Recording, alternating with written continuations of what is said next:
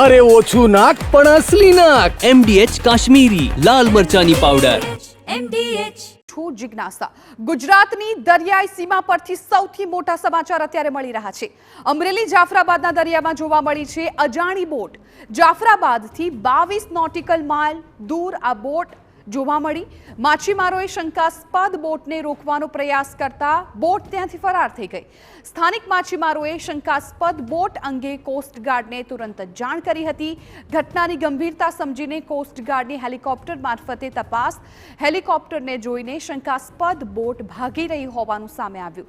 શંકાસ્પદ બોટને કારણે દરિયામાં સુરક્ષા એજન્સીઓની તપાસ પણ તેજ કરવામાં આવી.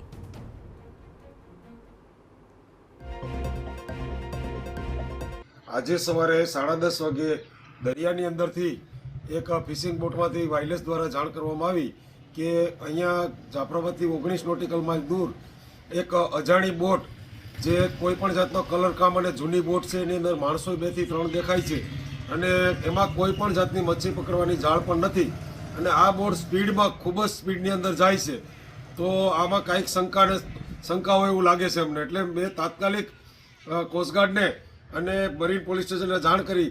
કોસ્ટગાર્ડનું જહાજ અને હેલિકોપ્ટર એને પકડવા માટે ત્યાં પહોંચી ગયા છે અને એને ટ્રેસ કરી લીધા છે. તો અત્યારે હજી પણ એ બોટ કોસ્ટગાર્ડના હેલિકોપ્ટરથી પણ દૂર ભાગવા માટે કોશિશ કરી રહી છે. અમરેલી જિલ્લાના દરિયાકાંઠાથી ખાસ કરી જાફરાબાદ બંદરથી 20 થી 22 નોટિકલ માઇલ દૂર જે શંકાસ્પદ બોટ મળી આવી તેના કારણે સુરક્ષા એજન્સીઓ છે તે એલર્ટ મોડમાં આવી છે. આપને હું દ્રશ્યો બતાવી જે પ્રકારે પીપાવ મરીન પોલીસની જે બોટ છે તે પણ દરિયાકાંઠાના વિસ્તારમાં પેટ્રોલિંગ વધારી દેવામાં આવ્યું છે. તમામ ગતિવિધિ ઉપર નજર આ પીપાવ મરીન પોલીસ પણ રાખી રહી છે. જે પ્રકારે સ્થાનિક માછીમારો દ્વારા કોસ્ટગાર્ડને જાણ કરવામાં આવી છે અને કોસ્ટગાર્ડની ટીમ ત્યાં મધદરિયે 22 નોટિકલ માઇલ દૂર આસપાસનો વિસ્તાર છે ત્યાં પહોંચ્યું અને બોટ છે તેમને ભાગવાનો પ્રયાસ કર્યો હતો. તેમાં 2 થી 3 લોકો હોવાની એક આશંકા છે.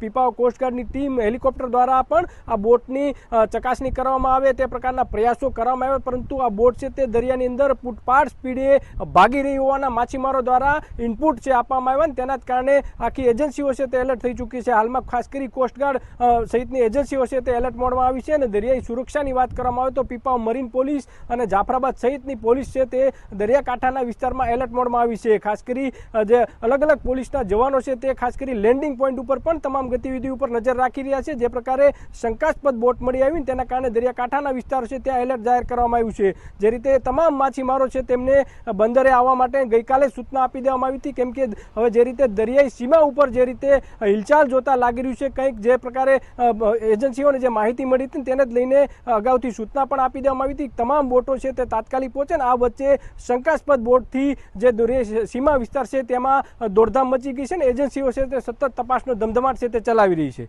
જયદેવ કાઠી, TV9 અમરેલી.